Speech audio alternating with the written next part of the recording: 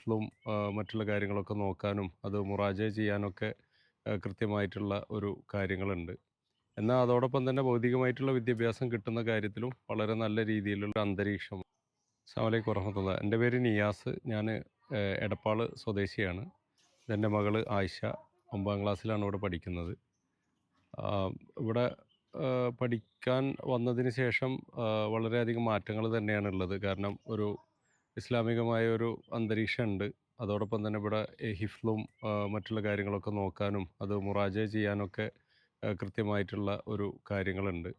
എന്നാൽ അതോടൊപ്പം തന്നെ ഭൗതികമായിട്ടുള്ള വിദ്യാഭ്യാസം കിട്ടുന്ന കാര്യത്തിലും വളരെ നല്ല രീതിയിലുള്ള ഒരിതാണ്. വളരെ നല്ല രീതിയിലുള്ള ഒരു അന്തരീക്ഷം. അതേപോലെ തന്നെ കുട്ടികളുടെ കാര്യത്തിൽ എടുക്കുകയാണെന്നുണ്ടെങ്കിലും കൂടെ പഠിക്കുന്ന ആളുകളും കൂടി അതിലൊരു മെയിൻ ഘടകമാണല്ലോ.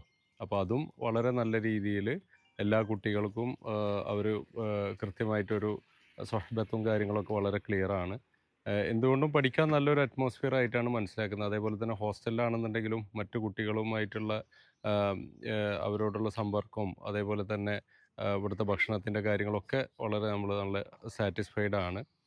ഇനിയിപ്പോൾ അടുത്ത വർഷം 10ാം ക്ലാസ്സാണ്. അപ്പോൾ 10ാം ക്ലാസ്സിലെ കുട്ടികൾക്കൊക്കെ ആ ഹിഫ്ള് ഒക്കെ പഠിക്കുന്നതിനോടൊപ്പം തന്നെ ഭൗതിക വിദ്യാഭ്യാസം കിട്ടുന്ന കാര്യത്തിലും നല്ലൊരു നിലവാരം ഈ ഗ്രീൻ വാലി സ്കൂള് പ്രൊവൈഡ് ചെയ്യുന്നുണ്ട്.